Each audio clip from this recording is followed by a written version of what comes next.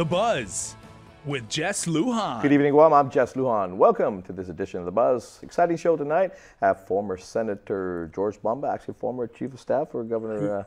Two governors. Camacho. Two governors. That's right. That's right. Paul Cabo and Felix Camacho, and also now current member of the CCU. Welcome. Thank you for taking time out of your busy schedule to be with us. Well, actually, Jess, I want to thank you for inviting me. First of all, I've always enjoyed watching your show. Very exciting topic. Yes, actually, I want to talk. We're we'll talk about war reparations, yes. And one of the reasons why I asked you, because your mother, former Senator Cecilia Bamba, championed basically this cause years back. Yeah. And I didn't know, and we were talking actually last week. Your dad also was a part of this as well. So if you can take us back to the beginning. To the beginning. Yeah. Yeah, sure. And when my father was first elected to the legislature, at that time, I believe it was in his first term, he introduced a resolution, co-sponsored with some of the other congressmen at the time,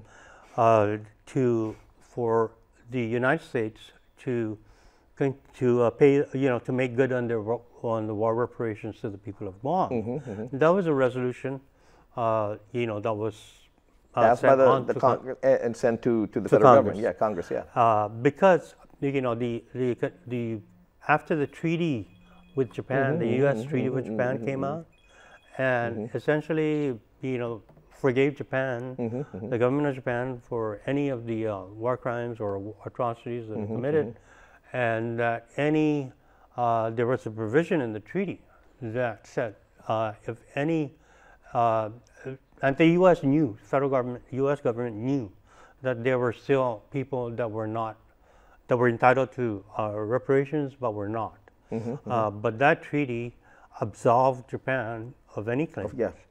And on the floor of the U.S. Senate at that time, when they were ratifying the treaty, the Secretary of War, John Foster Dulles, at the time, stated to the Senate that because the question came up, and whether it was to the resolution or that they received or what, it came up, and he said, the Secretary of War said, he understands the federal government understands there are people that are American, whether they're American nationals, American citizens, that have not received reparations, have not been made whole. Have not been made whole, and that the treaty says they will look to the U.S. government to do that. So that was, we took the, using that, we went to Congress and said, and look, you guys are the ones that made this deal with Japan. We had nothing to say with it on it, and so it's time to make whole. Of course, there was a lot of resistance. Always, from the federal government, they felt that, well, they didn't have to, but I said, so we built, essentially what was built done up a case for it. Built a case for it. And this is where my mother's work came in, and, this was not a government-funded thing. It was just something she wanted to do, whether it's because of her own wartime experience, through the war. She felt, and a lot of people, she knew people that were actually, that suffered atrocities, upon them. And it wasn't right, that that others were made whole, like even as late as the 70s in CNMI.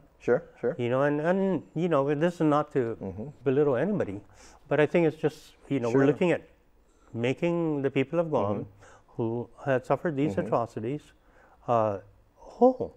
I mean, they're entitled to it. And when we go back, George, we go back to, of course, when the Japanese also were gathered back in the United States and interred, basically. They were made whole as well. Exactly. It took them. They were made whole. Yeah. I mean, I think the difference was they had a lot of political horsepower. They had voting power too. Exactly. They voted for, and it, although it took them from, but it's still different in the sense that, these were Japanese Americans that were interred by Americans. That's right. I mean, they weren't under the same conditions. Sure. With the Chamorros, were interred on Guam. You know, they were forced to march into these concentration camps. Women were raped. I mean, people were beheaded. You know, beaten.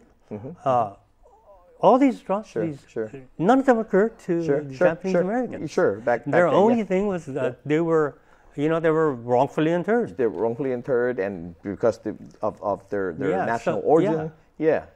So it's not, you know, the comparisons are they got it, which is, you know, fine. But, you know, what about the Chamorros? I mean, who were extremely loyal and still are to the United States, but yet that's right. You know, they're like the forgotten.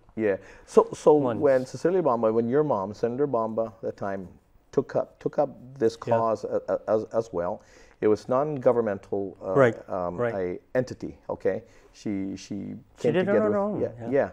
And so when that happened, again, she got people together. There was a need, of course, to establish some kind of an official office type setting, basically, so people can come and submit, you know, who they are, their stories. Now, you know, I want to jump a little bit, but I don't want to get too far ahead because I mean there's a lot of in-betweens here. But what if I'm not mistaken, please correct me if I'm mistaken here. What your mom had envisioned then. Because, of course, even at that time, there were still a lot of survivors, or a lot of war survivors, or supposedly at that time, that had already passed as well. That already passed. I mean, so when now and so she had people come down and tell their stories, what happened, so they can put them, I guess, in different categories, right? Different categories.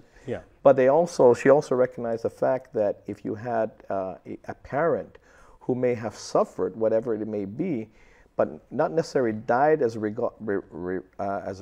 result of maybe a beheading or something like that, but maybe a beating that just was prolonged or something that passed, that they are still recognized, and that what will go to them will now go to her descendants. That's exactly right. No, and that was her belief, and that was what she always fought for until she died. You know, unfortunately, she didn't live long enough to see that through. Prior to her death, she asked me to, and at that time I was a senator, if I can be able to use the resources to my office to continue this fight, which, you know, I did. And it really became, it really opened my eyes to a lot of things. First of all, I think she has the only collection of affidavits or of firsthand, the people that actually suffered, you know, or their parents, you know, witnessed their parents being beaten or being beheaded or raped. You know, I mean, these were put, and they can, I mean, reading some of them, I couldn't even read through a lot because it was so emotionally wrenching. You know, that these people were telling their stories for the first time. Don't forget, this was such, you know, this is something that she even held my mother even held her own experience inside of her until right before she died. She told us. And these were people telling their own stories. Their own stories. And so with those collections, I mean, she collected over close to 18,000. And then those 18,000 are now, the affidavits were also sent to Congress in support of the legislation, and also, you know, her copies were in her files, and including the ones the work that I also did as a senator after she passed. At that time, I did a lot. When I was a senator, I did a lot of work with Congressman Underwood, and we were trying to figure out how can we move this thing forward. And the first thing was, you know, we were discussing it, and he said, you know, we need to have the federal government acknowledge that this occurred, you know, because you're dealing with congressmen that, you know, weren't even in the war. And so what happened was, and you had more back then who dealt with the war as opposed to now. Yeah, exactly, exactly. I think, you know, it's just one, and so it was getting the federal government on record to acknowledge that there were atrocities, that these people suffered, that there were all these things happened, and so they took the Congressman Underwood and the Department of Interior and myself negotiated an that the list of those individuals, the names, would be memorialized on a wall as an acknowledgement of what happened. Okay.